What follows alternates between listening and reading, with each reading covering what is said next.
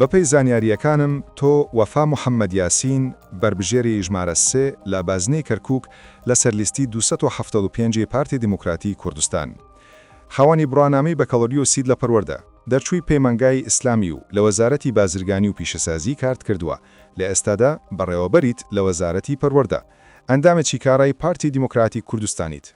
بەخێر بێت بۆ بەرنامەی AA5 پێنج پرسیار لێ دەکەین بۆ هەر پرسیارێک یەک خۆڵک کاتت هەیە بۆ وەڵامدانەوەی. ئایا ئامادەیت؟ بەڵێ. پرسیاری یەکەم. جگە لە زمانی دایک شارەزایید لە زمانی عەرەبی و تورکمانی. ئایا لە پەرلەمانی عێراق دەتوانیت بە هاوسەنگی نوێنەرایەتی هەرسێنەتەوە کە بکەیت؟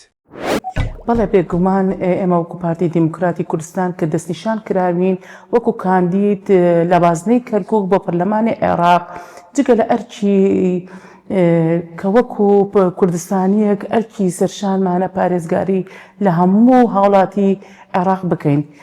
وەکو دەزانێن کەرکووک پێکەوە ژیانە و کوردستانی و هەرکو وەکو کوردستان دەمێنێتەوە و پێک هاتووە لە عەرەب و کورد و تورکمان و سریان و هەمویان پێکەوە دەژێن و مامەڵەیان لەگەڵ دەکەین وەکو یەک خێزان و ئێمە دەبینە نوێنەری خەڵکی کەرکووک و هەموو پێکاتەکانی بێ جیاوازی. بۆیە ئێمە چۆن بەرگری لە خەڵکی کەرکووک دەکەین، بەرگری لە هەموو پێکاتەکانی کەرکووک دەکەین بە بێ جیاوازی. ئێمە دەبینە نوێنەری خەڵکی ڕەسەنی کەرکووک بێ جیاوازی. زانیاریم هەیە زمانی عەرەبی و کوردی زمانی فەرمین لە عێراق، بەڵام لە هەمان کاتدا عێراق خاوەنی چەندین نەتەوەی جۆراجۆرە. بۆیە وا باشترە ئەو کەسەی وەک پەرلەمانتار دەست بەکار دەبێت توانای هەبێت بە چەند زمانێکی جیاوازی نەتەوەکانی تر بدوێت بۆ باشتر تێگەیشتن و دروستکردنی پەیوەندیکی باش. پرسیاری دووەم. لە ڕووی بازرگانیەوە دەتوانیت چی بکەیت کە عێراق ببێتە وڵاتێکی بەرهەمهێنار؟ عێراق وڵاتێکی دەوڵەمەندە و سەرچاوەی داهاتی زۆرە، بەڵام نەوت بۆتە سەرچاوەی سەرەکی داهاتی عێراق و بە ڕێژەی 90 پشتی بە نەوت بەستووە. سەرەڕای ئەوەش گەندەڵەیەکی بێشومار هەیە لە عێراق و هەموو داهاتی وڵات بە هەدەر دەدرێت.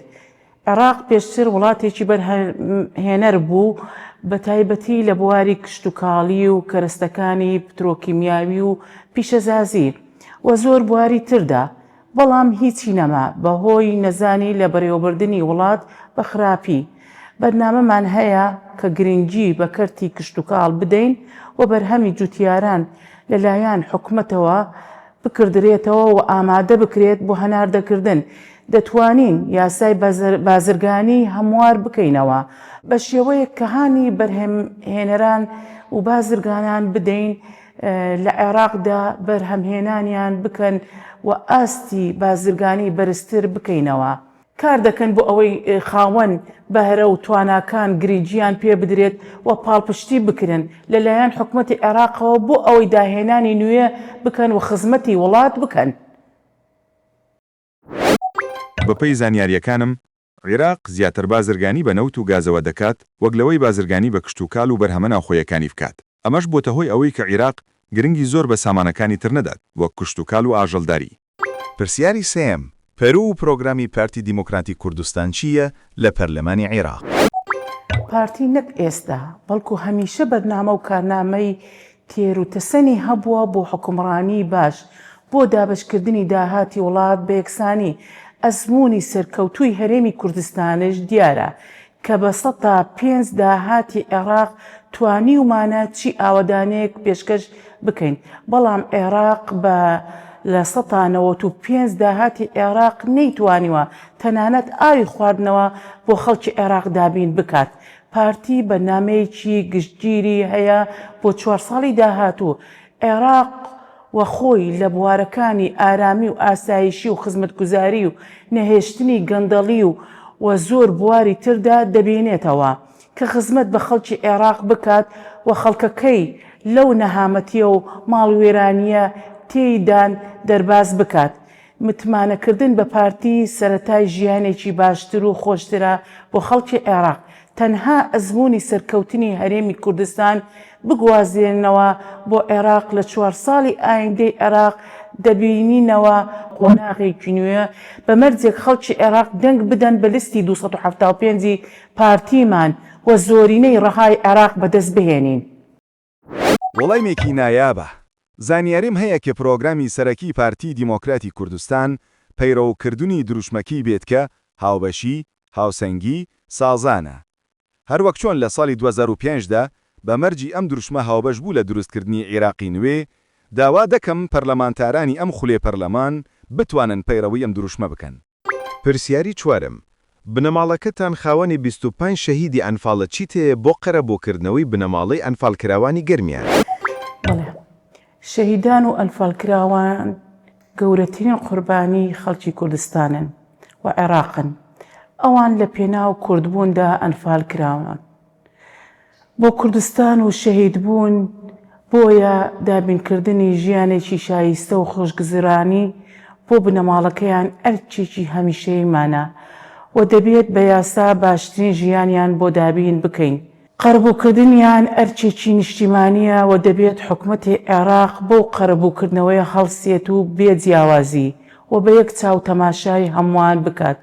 ئێمە لە پەرلەمانی عێراق لە ڕێگەی پرۆژە یاسایەکەوە باشترین و هاوسەنگترین یاسا ئامادە دەکەین، پشتیوانی بۆ کۆ دەکەینەوە و تێی دەپەڕێنین بە شێوەیە کە بنەماڵی شەهیدان و ئەنفاڵکراوان لە بەرامبەر ئەو قوربانیەی داویانە ژیان و گۆزەرانی خۆیان و منداڵەکانیان و نەوەکانیان مسۆگەر ببێت و پێویستیان بە کەس نەبێت و حکومەت پشت و پەنایان بێت بۆ هەمیشە.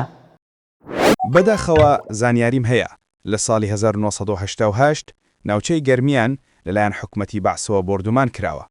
تاکو ئەمڕۆژ بنەماڵەی ئەنفاڵکراوەکان بە پێی پێویست نەقەرەبووکراونەتەوە نەهاوکاری کراون. داوا دەکەین پەرلەمانتاران لە پەرلەمان عێراق داکۆکی بکەن لەسەر قەرەبووکردنەوەی ئەم زیان لێکەوتوانە. پرسیاری پێنجەم. لە بەرنامەتدا هەیە کار بۆ یاسایەک بکەیت لەسەر قەرەبووی ژینگەی بۆ خەڵکی کەرکووک؟ پرسیارێکی زۆر گرنگە. خەڵکی کەرکووک ساڵانێکی زۆرە بەدەست ژەهراویبوونی هەوا و پیسبوونی ژینگەوە دەناڵێن.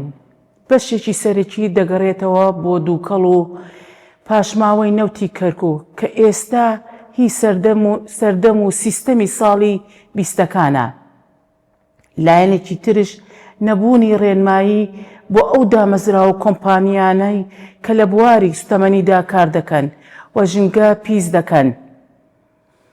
بۆیە ئەم بابەتە بابەتی منە و دەمێکە بیرم لێ کردوتەوە و کاری لەسەر دەکەم کە بە یاسا فیلتەر بۆ هەموو کێلگەنەوتیەکان دابنێرێت و ئەو غازەی ساڵانێک کە دەسووتێت سوودی لێوەربگیرێت و نەسووتێت بۆ خزمەتی هاوڵاتیانی کەرکووک بەکاربهێنێرێت و داهاتی کەرکووکش زیاتر دەکات.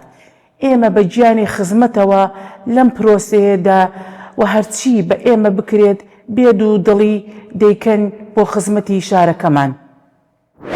دەست خۆش، زانیاریم هەیە هەبوونی کارگە و پاڵاوگەی نەوت و گاز لە نزیک ناوچەی نیشتەجێبوون کاریگەری نەرەینی لەسەر تەندروستی دانیشتوان درست دەکات، وەکو مەترسی توشبوون بە شێرپەنجە. نەک تەنیا کاریگەری لەسەر مرۆڤەکان دەبێت، بەلکو زیان بە ژینگە و ئاوهەواش دەگەیەنێت. داواکارم گەر دەست بەکار بوویت وەکو پەرلەمانتار، ئەمە یەکێک بێت لەو پرۆژە یاسایانەی کاری لەسەر دەکەیت. وەفا محەممەد یاسین بربەژێری ژمارە 3 لە بازنەی کەرکووک لەسەر لیستی 275 پارتی دیموکراتی کوردستان. زۆر سپاس بۆ وەڵامەکانت. داوا دەکەم خەڵکی کوردستان متمانیت پێت ببەخشن تاکو بتوانیت ببیت بە پارێزەری مافە دەستوریەکانی هەرێمی کوردستان لە پەرلەمانی عێراق. دەستا خۆش بێ، زۆر سپاس.